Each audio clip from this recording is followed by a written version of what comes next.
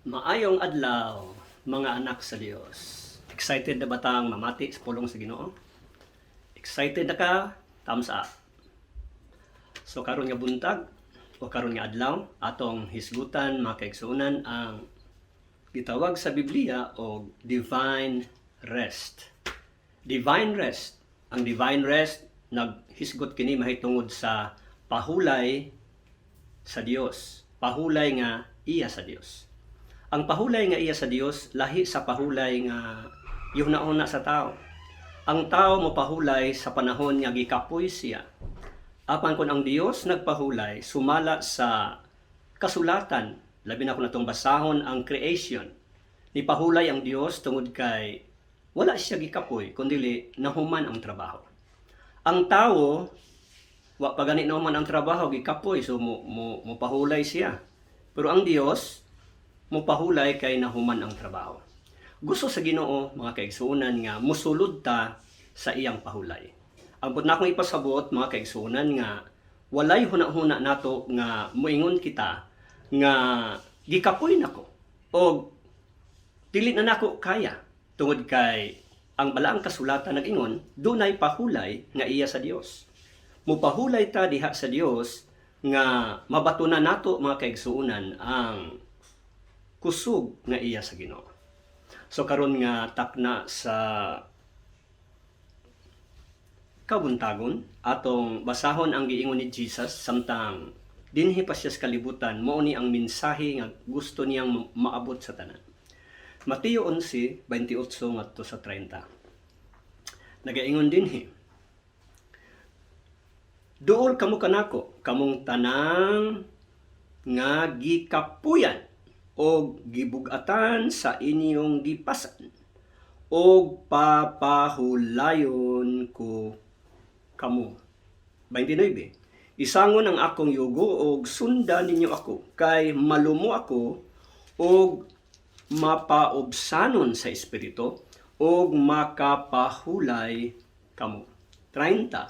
Sayon ang yugo nga akong isangon kaninyo o gaan ang ipapasan ko kaninyo. Sa panahon nga si Jesus dinhi pa sa kalibutan nagministeryo, sa wala pa siya may balik sa langit. Angay natong hinumduman mga kaigsuonan nga si Jesus gikan sa langit, gikan samahan, nanaog dinhi sa kalibutan. Aron nga ang tao iyang giyahan, tudluan sa paagi nga ang tao dili malayo sa Dios, kundi ang tao maduol sa Dios. Busa si Jesus nagtudlo mga kaigsuonan nga kung moabot ang panahon nga daw gibati na nimo ang kabug-at, kakapoy, kaluya ug ang tanang mga negatibo nga mga puwersa nga imong gibati sa imong kinabuhi. Si Jesus nag-ingon mga kaigsuonan nga dunay pahulay nga iya sa Dios. Ug ato kining tun-an mga kaigsuonan ang gitawag og divine rest. Ang reference ni anak mga kaigsuonan diha sa Hebrehanon kapitulo 3 o Hebrehanon kapitulo 4. Diha sa imong panimalay unya sa imong kaugalingon nga pag-meditate o pagtuon. Imong basahon ang chapter 3 o imong basahon ang chapter 4 sa Book of Hebrews. Hebreo. Tungod kay gihulagway sa Dios ang pahulay mga kaigsuonan nga iyang gipasinati sa iyang unang katawhan nga gipili, gitawag og Israel. Gisaaran sa Dios ang Israel nga dalhon sila sa dapit sa saad, yuta sa saad, gitawag og Kanaan. O sa kadapit mga kaigsuonan nga makasinati sila sa pahulay gikan sa Ginoo. Mabasa nimo na dinha sa Hebrehanon kapitulo 3 ug Hebrehanon kapitulo 4. Apan dunay bersikulo diha sa Hebrehanon kapitulo 4 mga kaigsuonan nga gusto nako nga atong tagaan og pagtagad. Nga naghagit no nga kung gusto day natong masinati ang gitawag og pahulay nga iya sa Dios, dunay gisulti dinhi ang author diha sa Hebreo nga usa ka hagit no alang sa tanan nga gusto nga mosinati sa pahulay nga iya sa Dios. Akong basahon. Hebreo kapitulo 4 bersikulo 11 nagaingon, busa maninguha kita sa pag-angkon sa gisaad nga kapahulayan aron walay usa ka nato nga mapakyas sama sa nahitabo kanila tungod sa ilang pagka masupilon. Nakita nato nga bisan tuod ang Dios nagtagana og kapahulayan sa iyang katawhan sa ilang panahon. Apan napakyas sila sa pagsulod niini o sa pagsinati niini. Nganuman, tungod kay wala nila mga kaigsuonan subay ang pamaagi sa Dios sa pagsulod o pagsinati sa maong kapahulayan.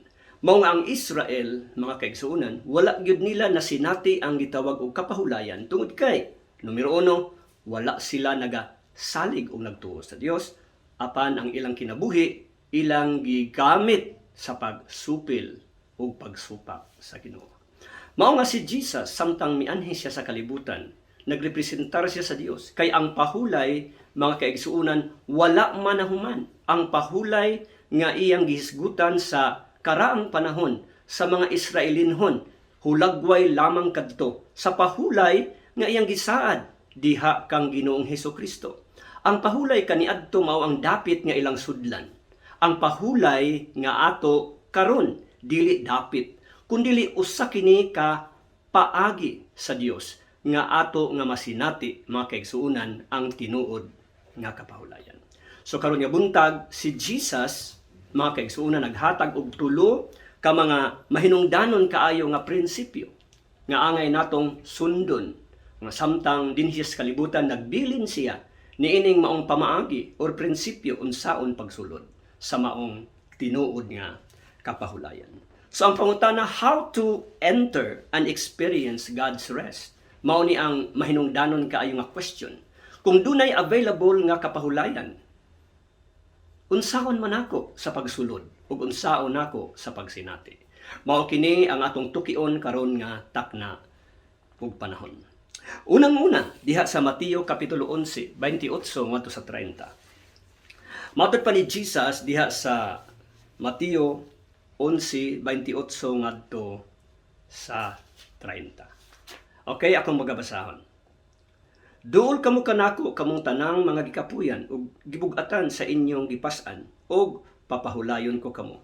Isangon ang akong yugo ug sundan ninyo ako, kay malumo ako ug mapaobsanon sa espiritu ug makapahulay kamo. Sayon ang yugo nga akong isangon kaninyo ug gaan ang ipapas-an ko kaninyo.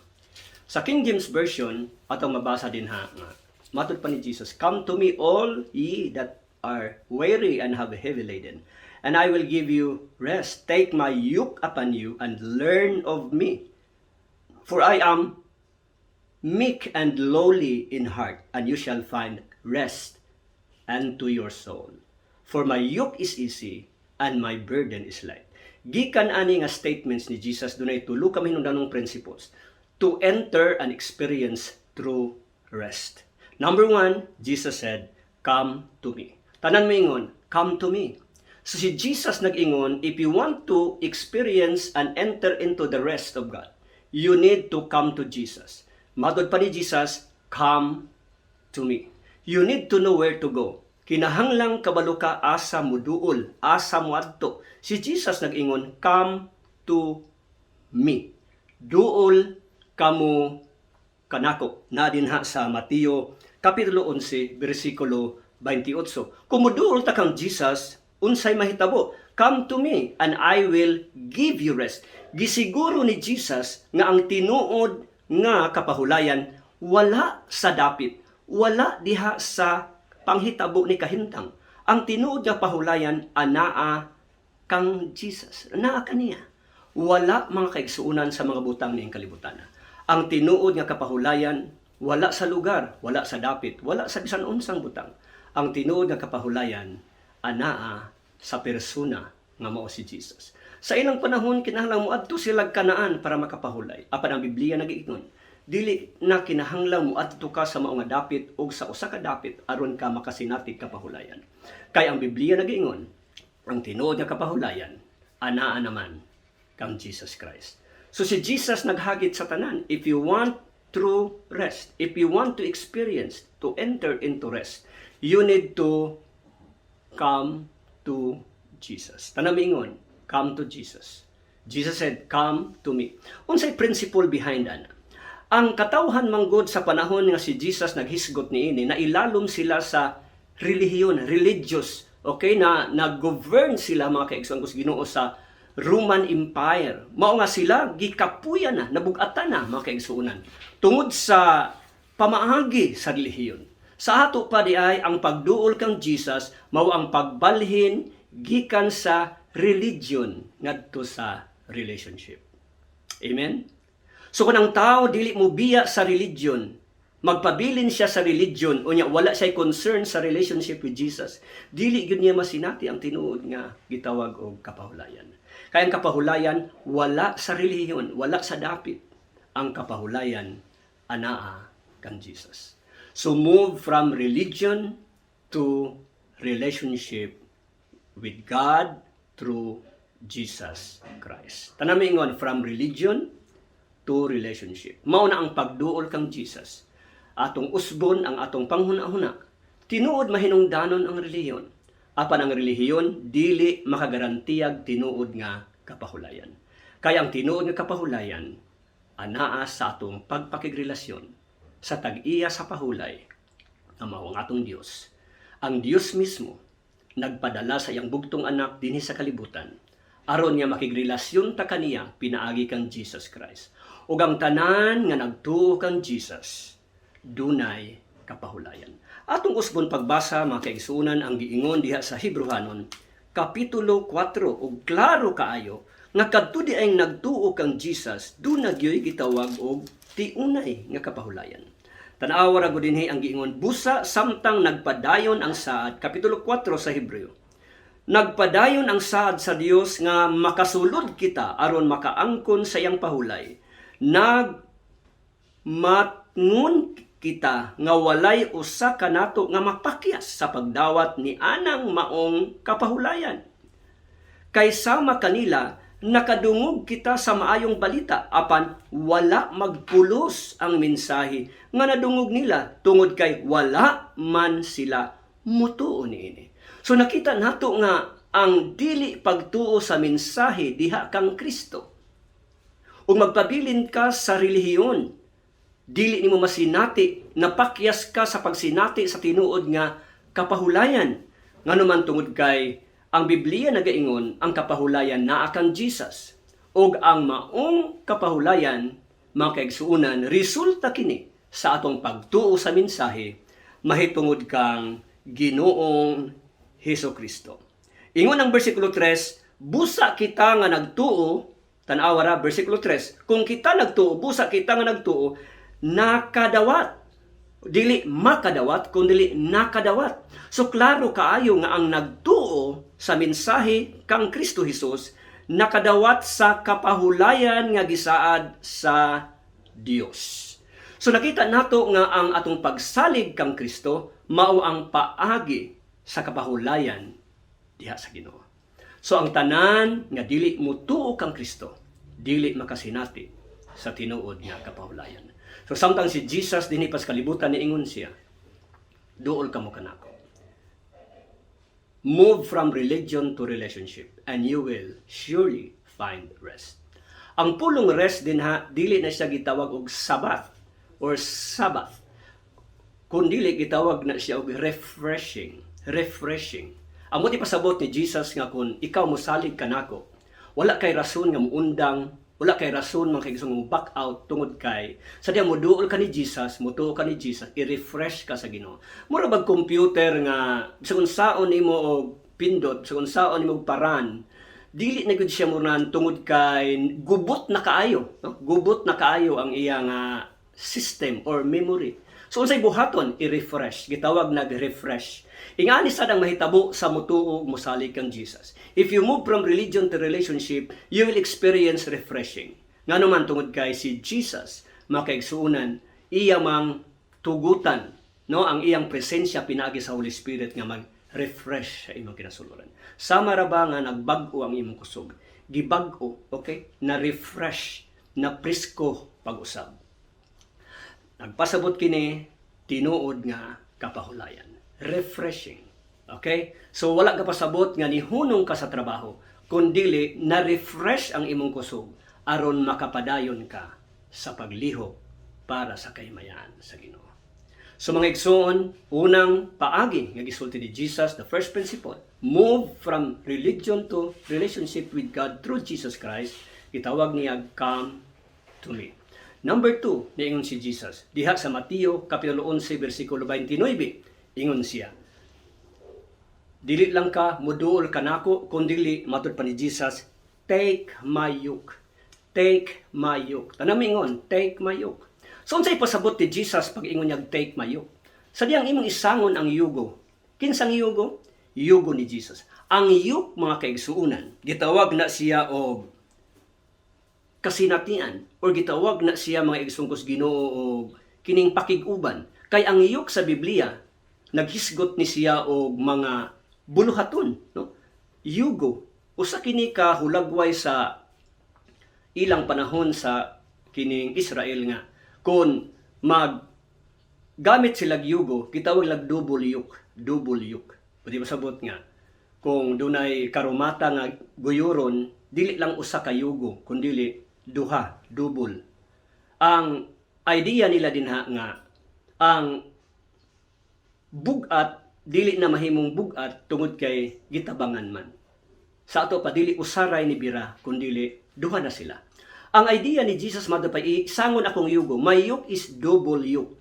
Sa ato pa si Jesus nag-offer, no, nga kung gusto kang makapahulay, kinahanglan nga ang yoke nga imong iplastar dili ang yoke sa sala, dili ang yoke sa kalibutan, dili tong mga tulumanon or mga buluhaton nga kining murisultas kabugat, no, kundi katong gustos Ginoo nga ipabuhat nato. Mao ni ang resulta nga nga usay mabugatan ta kay gibuhat man nato ang wala gipabuhat sa Dios. So ang principle ni Jesus, take my yoke, matud pa niya, buhata ang angayang buhaton uban nako. Ayaw paginusara. From rituals to reality. Rituals naghisgot sa mga tulumanon. Rituals naghisgot sa mga buluhaton. Apan dili tanang mga tulumanon o buluhaton mga igsungos Ginoo muhatod ngadto sa pahulay kun dili muhatod kini sa kabugat. Daghay mga buluhaton ug tulumanon nga atong gibuhat nga wala na dinha ang kalipay nganuman tungod kay hunahuna nato bugat na. Ang Biblia nagaingon nga kun si Jesus uban nato dili na ta maghuna-huna sa ritual kun dili maghuna-huna ta sa reality. Ambot na ko ipasabot nga sa kinabuhi di ay ubanan ka sa Ginoo. So, dili na ka mabugatan, nga naman, kay nakigyugo ka sa Dios. Mga Biblia na ayaw pakigyugo sa dili magtotoo, ayaw pakigyugo sa kalibutan, ayaw pakigyugo, ito nag-fellowship, ayaw pakiguyon, no? Ayaw na pakiguyon. Kung dili pakiguyon kan Jesus, gitawag niya, take my yoke. Take my yoke. So, karon kung gusto kang makasinati o pahulay, ayaw pag-inusara. Ayaw buhata ang mga buluhaton for the sake of doing. Buhata ang tanan uban sa Ginoo. Buhata ang tanan para sa Ginoo. Buhata ang tanan para kang Ginoong Hesukristo. Take my yoke upon you. Amen. Number 3, niingon si Jesus, learn of me. Muna ikatulo na prinsipyo. Una, come to me. Number 2, mga kaigsoon ko sa Ginoo, take my yoke. Okay? And number 3, learn of me. Learn of me. Sa Bisaya, giingon si Jesus, og sundan ninyo ako. Ang pagkat-on mga kaigsuunan mahitungod diha sa Griego nga pagsabot. When Jesus said, learn of me, ang ilang learning is learning by example. Amen? Dili na sa ingon nga learn nga, lecture lang ka. Right? Lecturean lang ka, mga tagaan lang ka, mga pamaagi niya. Wala ka giyahi. So si Jesus, kung siya learn of me, pati pasabot na ako, sunda ko. Learn of me. So, naghisgot nga siya from rules, mga tulumanon or mga gitawag natog do this and do that. No, dili lang kasultian sa Ginoo do this and do that, but gipakita gyud niya ang kinabuhi. Gitawag from rules, R-U-L-E-S to rules, R-O-L-E-S, function. Okay? So, mabugatan ta usahay tungod kay nagsunod ta sa buhata ni, ayaw ni buhata ni, ayaw ni buhata. Mauna ang paagis religion. Mauna ang paagi, mga kaigsunan ko sa Ginoo sa gitawag rituals, mo na paagi sa gitawag mga kaigsunan ko sa Ginoo o rules and regulation. Abi nimo, ang Ginoo wala mga igsuon nagbutang nato rules and regulation. Naghatag siya nato rule to function. So ang buhaton na dahil nato mga kaigsoon sama kan Jesus sa diyan siya sa kalibutan, gihimo niya iyang function. Gihimo niya iyang rule. Siya ang atong role model. Siya ang atong ROLE model. Dili rules ang iyang gihatag. Ang iyang gihatag rule. Buhata lang imong function. Buhata ang katuyuan sa Dios nganong gibutan ka sa kalibutan. Ug diha makasinati ka sa tinuod nga kapahulayan. Amen. So sa katapusan mga igsoon, gusto na kong basahon nato ang verse 30. Tanaw nato kung napabatay iingon nga nabugatan ta. Mato pa sa verse 30 diya sa Mateo kapitulo 11 versikulo 30. Mato pa ni Jesus mga kaigsuonan. Okay? Niingon siya dinhi sa versikulo 30. Paminog maayo kay mao ni ang katapusan nga sulti ni Jesus. Sayon ang akong yugo. Sayon ang akong yugo. Sayon ang yugo sa Ginoo. Meaning, sayon ang iyang gipabuhat nato. Og matud pa dinhi mga kaigsuonan, gaan ang ipapasan ko kaninyo. Sayon o gaan. My yoke is easy. My burden is light. So manghinaot ko nga niining mao nga pagtuon kat-una nato.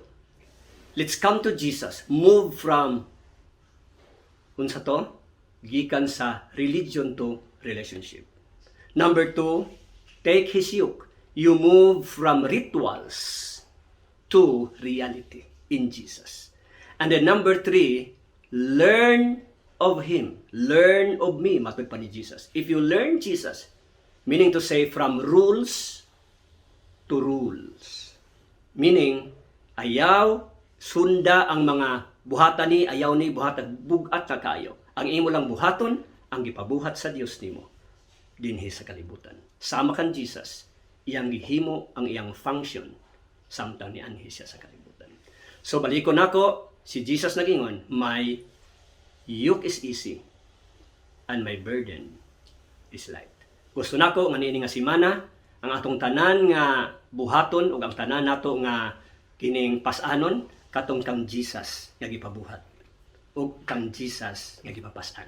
Kay easy life og gitawag niya og light burden. Walay mo ingon gikapoy ko. Walay giingon nga naluya ko nganuman. Wala man tatagay sa Ginoo sa atong buhaton or function nga dili nato kaya. So karon duol kang Jesus. Isangon iyang yugo. Sunda siya. Mauna ang paagi nga masinati nato ang tinuod nga pahulay. Maayong adlaw sa tanan o sinatia ang kapahulayan uban sa Ginoo karon ug hangtod sa iyang pagbalik. God bless us all. May the good Lord bless and keep you. Amen.